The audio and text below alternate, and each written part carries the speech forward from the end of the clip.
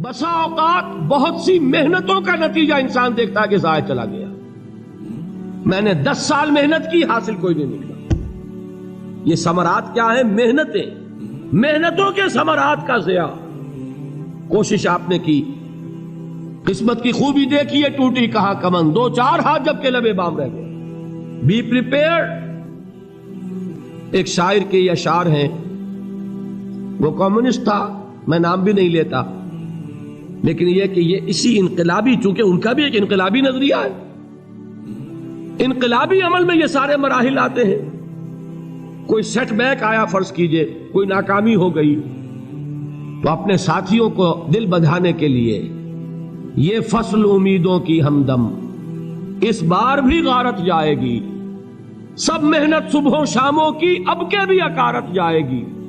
میرے نبی کے ثمرات کا جو لفظ یہاں آیا ہے، وَنَقْصٍ مِّنَ الْأَمْوَالِ وَالْأَنفُسِ وَالثَّمَرَاتِ، سب محنت صبحوں شاموں کی اب کے بھی اکارت جائے گی. دھرتی کے کونوں کھدروں میں پھر اپنے لہو کی کھاد بھرو، پھر مٹی سینچو اشکوں سے، پھر اگلی رت کی فکر کرو، پھر اگلی رت کی فکر کرو، جب پھر ایک بار اجڑنا ہے. ایک فصل پکی تو بھر پایا، تب تک تو یہی کچھ کرنا ہے. ایک مقصد ہے سامنے، انقلاب برپا کرنا ہے.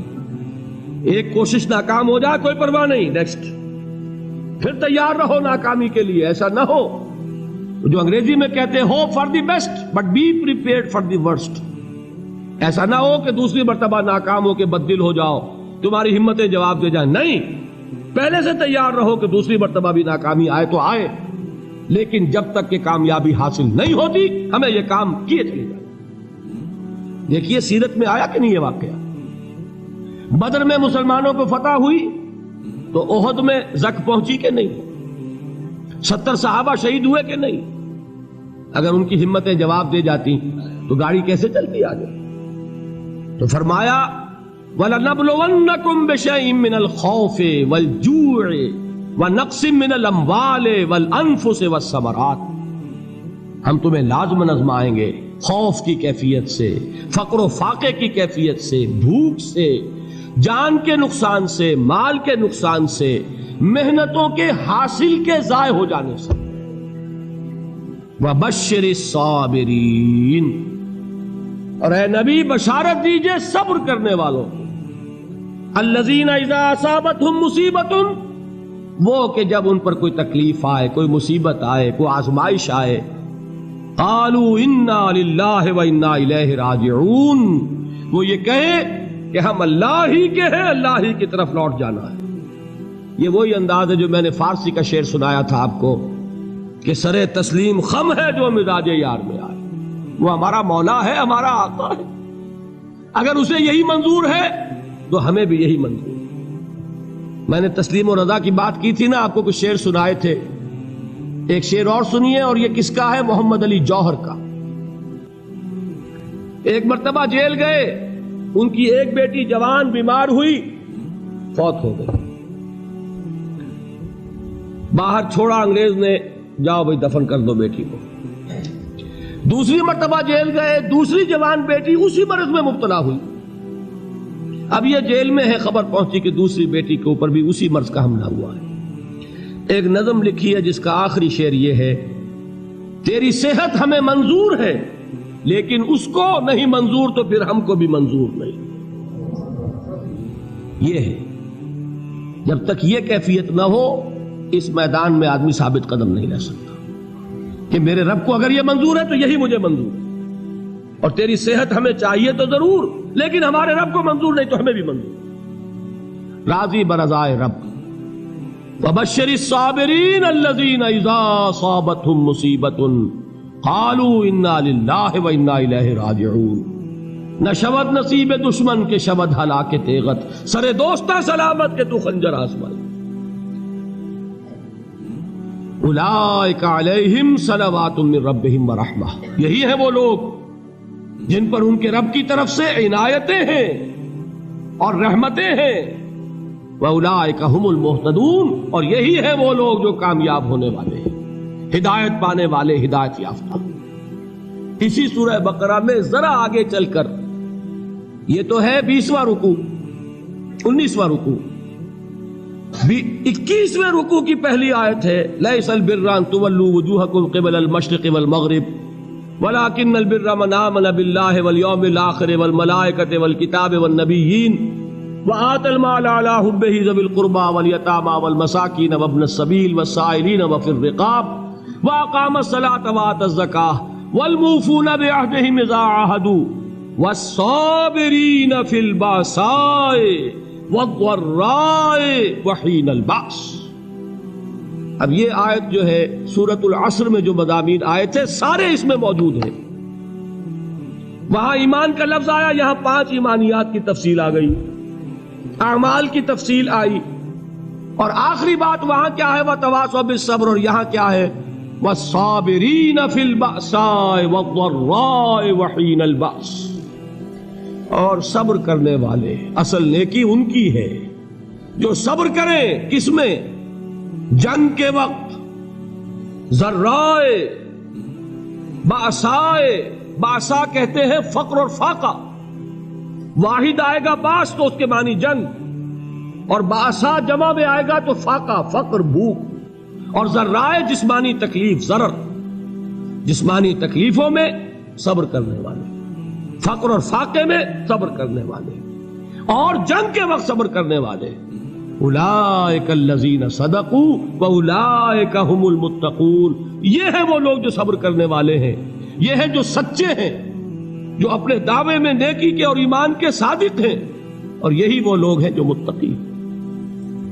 اگلی سورت ہے سورہ آل عمران، اس میں 2 لفظ آئے ہیں، آخری آیت یا ایھا الذین آمنوا اصبروا وصابروا ورابطوا واتقوا اللہ لعلکم تفلحون۔ دیکھیے یہاں صبر اور صابر جو تعلق جہد اور جہاد کا ہے وہی ہے صبر اور مصابرت۔ صبر ایک طرفہ عمل ہے، آپ جھیل رہے ہیں، برداشت کر رہے ہیں، صبر علی المعصیہ، صبر علی الطاعہ، صبر علی الابتلاء، یہ سب کیا ہے؟ صبر۔ اور مصابرت کیا ہے؟ صبر کا صبر سے مقابلہ۔ یہ سورہ آل عمران، اب وقت نہیں ہے، میں آپ کو سناتا اللہ تعالیٰ نے کیسے کیسے مسلمانوں سے کہا، مسلمانوں تمہیں زک پہنچی ہے تو انہیں بھی تو پہنچی تھی، ان کے 70 نہیں مارے گئے تھے بدر میں، ان کے حوصلے جو ہیں وہ تو پست نہیں ہوئے، وہ اگلے سال آ گئے تم پر چڑھائی کر کے، تم کیوں اتنا برا مان رہے ہو؟ تمہارے دل اتنے زخمی کیوں ہو گئے؟ تمہیں تکلیف پہنچتی ہے تو انہیں بھی پہنچتی ہے۔ اپنی غیرت جو ہے ہمیں ذرا اس کا جائزہ لینا چاہیے۔ لوگ باطل نظریات کے لیے کتنی قربانیاں دے رہے ہیں، لوگ باطل چیزوں کے فروغ کے لیے کتنی محنتیں کر رہے ہیں۔ جیسا کہ میں نے ابھی کہا تھا، اسی غیرت کو چیلنج کرنے کے لیے، ذرا آپ کی حمیت دینی کو جوش دلانے کے لیے، قادیانی نوجوان کتنی تعداد میں اپنے آپ کو دین کے لیے وقف کرتا ہے، اور آپ کتنے نوجوان ہیں جو اپنے آپ کو دین کے لیے وقف کرتے ہیں، اور ہوں وہ کھاتے پیتے گھرانوں کے لوگ۔ یہ نہیں ہے کہ اگر کوئی اور کام نہیں کر سکتا تو پھر یہ ہے کہ وہ دین کے کام میں لگ جائے۔ باصلاحیت لوگ، کھاتے پیتے لوگ، ذہنی استعداد رکھنے والے لوگ، اونچے گھرانوں کے لوگ، وہ وقف کریں اپنے آپ کو دین کے لیے۔ اس کے بغیر کیسے باہر آ جائے گی، کیسے رونق آ جائے گی؟ تو دنیا میں باطل نظریات والے جو ہیں، یہ بات کہی گئی ہے، مسلمانوں تم اگر توحید کے لیے لڑ رہے ہو، دیکھتے نہیں ابو جہل کو، اس نے گردن کٹوائی ہے شرک کے لیے، شرک کے لیے گردن کٹوائے، اور تم توحید کے لیے گردن کٹوانے کو تیار نہ ہو۔ اس نے گردن کٹوائی کہ نہیں کٹوائی؟ اور کس طرح کٹوائی ہے؟ کیونکہ بڑا متکبر قسم کا، فرعون قسم کا شخص تھا، جب گردن کاٹنے لگے تو کہتا ہے ذرا نیچے سے کاٹنا، تاکہ جب تم نیزے کے اوپر چڑھاؤ میرے سر کو تو اونچا نظر آئے، معلوم ہو سردار کا سر۔ وہ بدبخت مرتے ہوئے بھی جو اس کی یہ کیفیت تھی نا، اس کو ذہن میں رکھیے۔ تو یہ اس لوگوں نے قربانیاں دی، جانیں دی، تو فرمایا اگر تم ان سے زیادہ قربانی نہیں دو گے، جو نوٹ کر لیجئے اس کو، مجرد اگر حق کو غالب کرنا اللہ کے ذمے ہو تو آنے واحد میں غالب کر دے گا، تمہیں تکلیف ہی دینے کی ضرورت نہیں۔ سمجھ رہے؟ کیا اللہ کے مقابلے میں کوئی باطل کی طاقت ٹھہر سکتی ہے؟ یہ تمہارے ایمان کا امتحان ہے، یہ تمہارے خلوص کی آزمائش ہے، یہ تمہارے امتحان کا ثبوت درکار ہے کہ اللہ تعالیٰ دیکھنا چاہتا ہے تم اس کے لیے اپنی جانیں قربان کرنے کو تیار ہو کہ نہیں، تم اس کے لیے تن من دھن لگانے کو تیار ہو کہ نہیں۔ اور یہ جان لو کہ اگر کفار اور مشرکین اور ملحدین اور باطل نظریات والے وہ جو کچھ قربانیاں اپنے باطل نظریات کے لیے دے رہے ہیں ان سے زیادہ اگر تم نہیں دو گے تو حق غالب نہیں ہوگا۔ انہوں نے جو صبر کیا ہے اپنے باطل نظریات پر، اگر تم اس سے زیادہ صبر کا ثبوت نہیں دو گے اپنے اس حق پر تو حق غالب نہیں ہوگا۔ اس لیے فرمایا یا ایھا الذین آمنوا اصبروا وصابروا، نہ صرف یہ کہ صبر کرو بلکہ صبر میں اپنے دشمنوں سے آگے نکلو، ان کے صبر سے بڑھ کر صبر کرو۔ ورابطوا، مرابطہ کہتے ہیں چوکس رہنا، ہوشیار، پہرا دو، ایسا نہ ہو کہ دشمن جو ہے غفلت میں تمہارے اوپر کوئی حملہ جو ہے کر بیٹھے۔ واتقوا اللہ، اور اللہ کا تقوی اختیار کرو، لعلکم تفلحون، تاکہ تم فلاح پاؤ۔